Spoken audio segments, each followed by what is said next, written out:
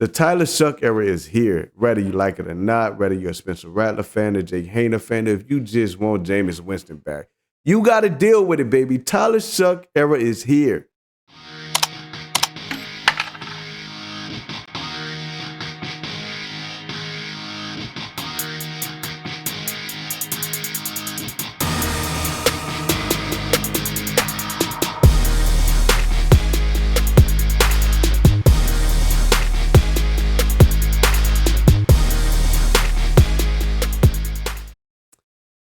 We get to listen to Kellen more like talk about the game yesterday, which was okay. The Seattle game was bad because the special teams and defense kind of just imploded, and it didn't give an opportunity for the offense. This game is kind of similar, but it still looked bad because when we did get the ball, we couldn't do anything. In that Seattle game, we were moving the ball a little bit, so we went like the first three possessions, we were 3-and-out, and it just like the excitement we had to see our new toy, it kind of like, I don't want that toy no more. Give me my iPad. Like we want Tyler Shough to be like, he's a second round draft pick. We want him to like beat the odds, man. Go out there and beat the odds and be that guy that we need for this team to be special and to have a future. And right now, I don't know if he has it. You can't determine it off of one game, but it seems like a lot of people want to. You want to kind of compare him to Spencer Rattler, but you really can't. You can do like one game at a time, like one game increments. You can kind of compare his first game to his first game, but you can't really compare it to like the totality. Spencer Rattler is going to be better right now. He has more experience. He had more of an opportunity, but I think Tyler Shough did what he could, And I'm going to let Kellen Moore speak, but I just want everyone to remember, like, these guys were close in training camp. They were close in preseason. So going forward, don't be surprised if Tyler Shough's numbers are very similar to Spencer Rattler. And a big reason because of that is because there's a guy calling the plays. But I've been saying it since Arizona. And I know because there was a division and a beef with Spencer Rattler and Tyler Shough that local news, local media, commentators and the like, no one wanted to hear that Kellen Moore just might. It's his first game coaching. And I said the second week, it's his second game coaching. Like, you can't keep saying that it's not the quarterback's fault without realizing that there's a person in control of the offense. When you got a young guy, the quarterback is more of a puppet to the puppeteer.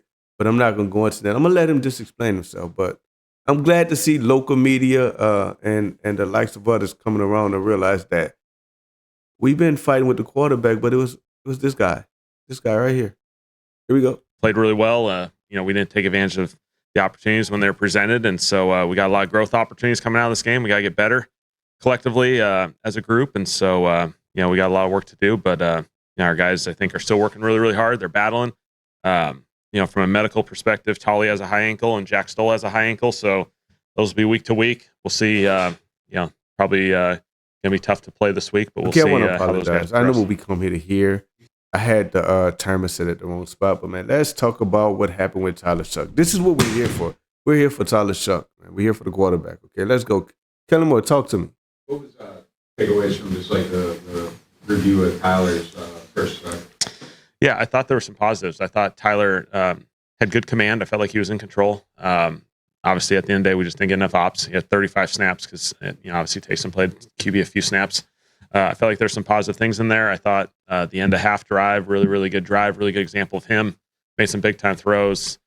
We got a, sack in there that he responds to after the penalty. And then in the second half, I thought he had a couple drives there where, we had some completion, and then, we just weren't able to finish the drives. So, okay, listen, I'm a Rattler guy. I think Rattler's the better quarterback. But when Tyler Shough's in the game, I'm rooting for Tyler Shough. And listen to me, he looks like the quarterback prototype.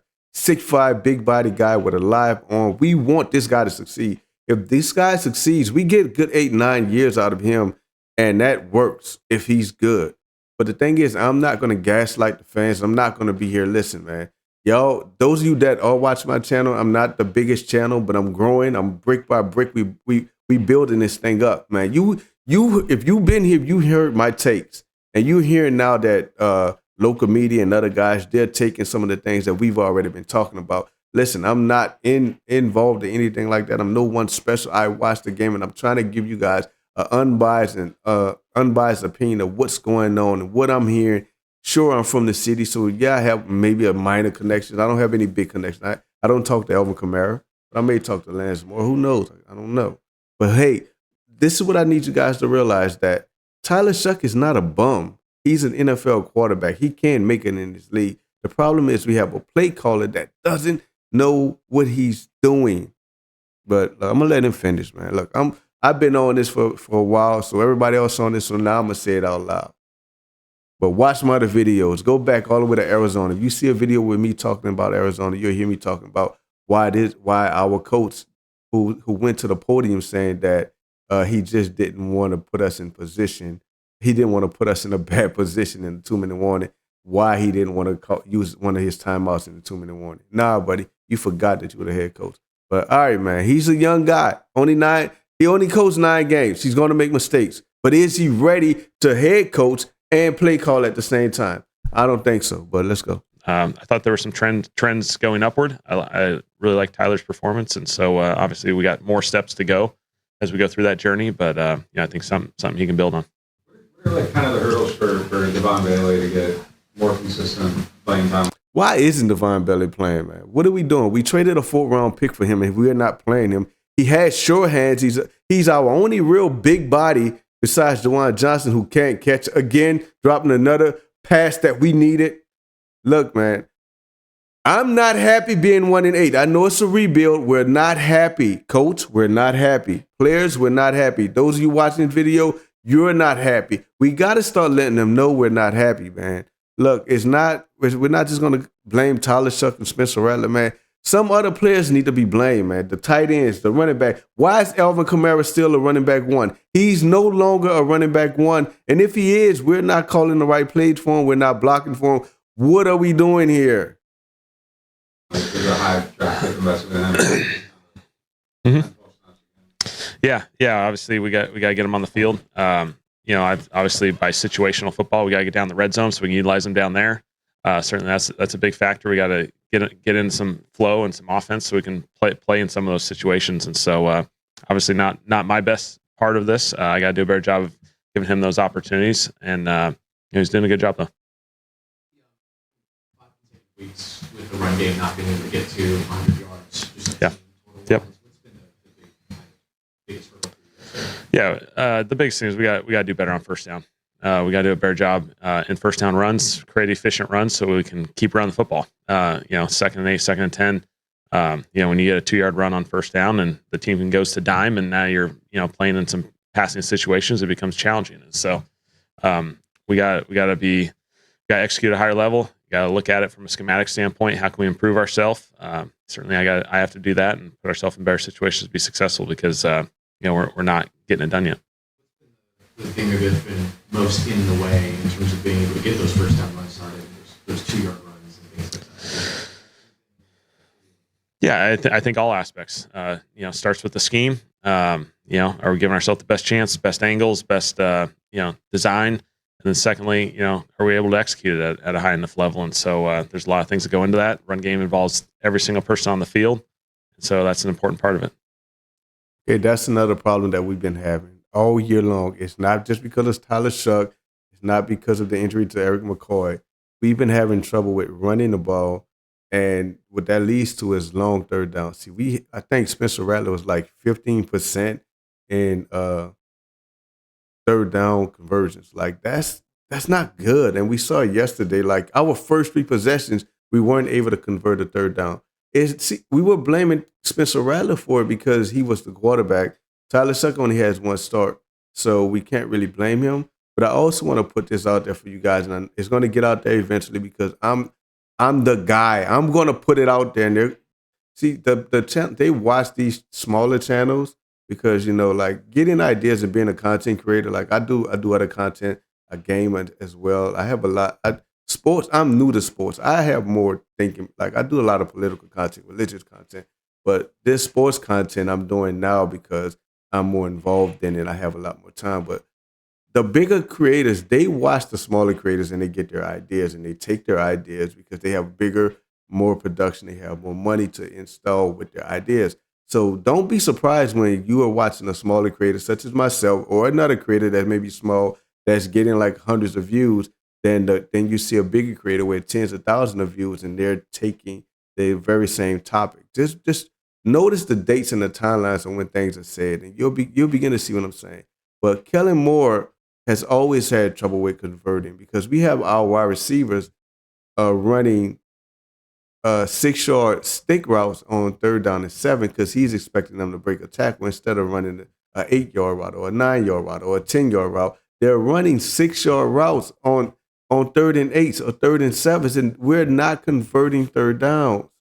And when they're covered, we end up taking a sack. We end up doing something that's not good for the team, and it's just not looking. We're not our coach, who's a offensive genius or offensive guru. He's supposed to be that guy that can kind of fix offenses.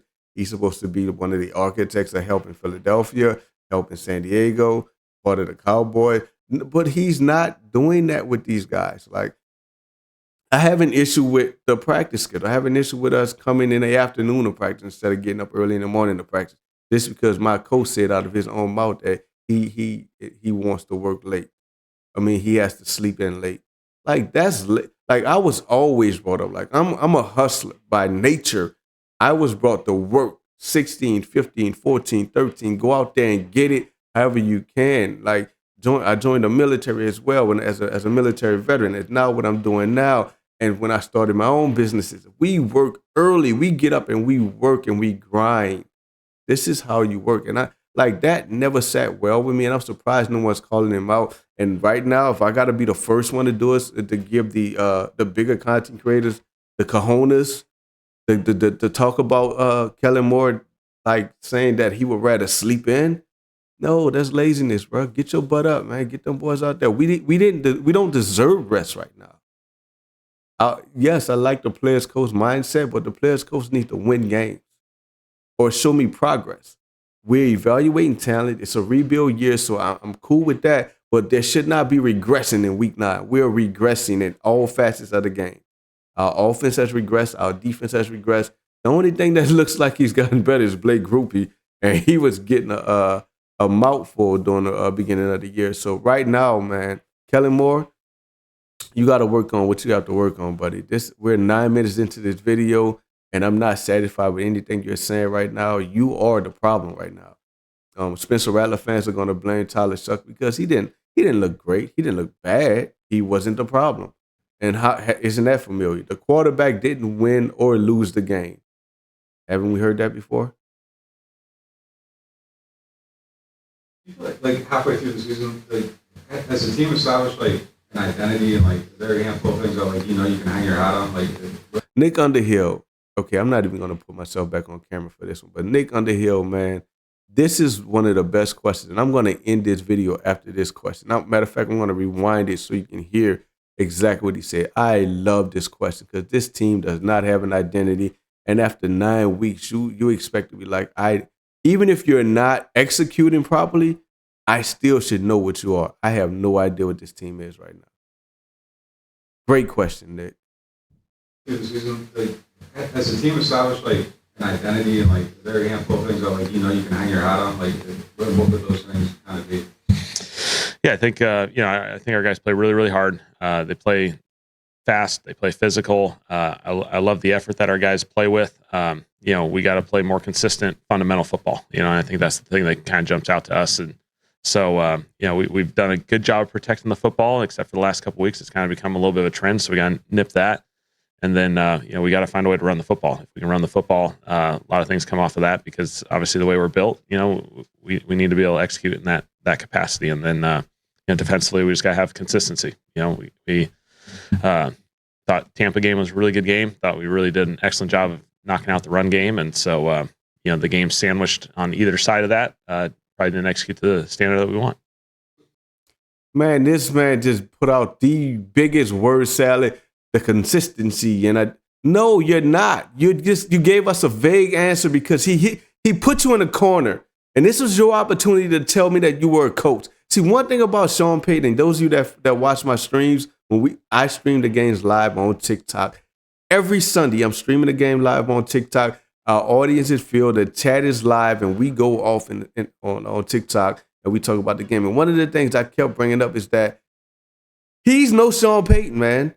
When we had an offensive group like Sean Payton had these guys in line, this guy has no idea what he's doing as a head coach. He may be a great coordinator, but when it comes to being a head coach, he doesn't. You know what? I saw this somewhere. I wish I had it because I don't want to steal somebody's content, but I saw it on a comment or something.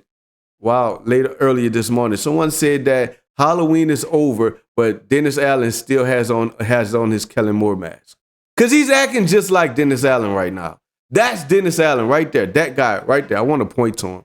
You guys can't see me point, but I'm gonna do it like this. Him. That's Dennis Allen in the offensive coordinator's body. Come on, man. You talk that word salad did not mean a thing. What you just said. It was very vague. You didn't really answer the question. You talked in circles because you have no answers. You do not have the answers, Kellen. You do not have the answers, man. Look, y'all. I'm sorry, I'm ranting, man. I'm gonna do some more. I'm gonna have more Saints content. We're gonna go over like some of the statistics, some of the box scores, what I think we can do to change and upgrade the season. Can it get better? Should it get better? And eventually we're going to have to talk about who do we want to draft soon, because that's a question that I brought up on the stream as well. Like I know a lot of people like Sellers, a lot of people like Mendoza, a lot of people like Bain, and I like Jeremiah, but I think he's not coming out this year. That's who I want. I want Jeremiah. Jeremiah Smith from Ohio State, for those who don't know. I'm speaking in first names. But listen, y'all, I thank you all for watching me, man. I'm like I said, I'm small as far as sports content. But really, it's just Who Dat Nation, Louisiana sports content. This is what I'm doing right now. I'm going to throw in some Lakers eventually. Eventually, I'm going to go back into college basketball, college football as well, LSU Tigers, once they get their heads out of their rectum. But look, follow the channel, like the channel, subscribe, help the small creators out. I'm going to give you the content. I'm going to give you the real. It's not going to be fluff. I'm going to keep it 100 all the time. It's facts over feelings over here all day, every day. L knows I'm out.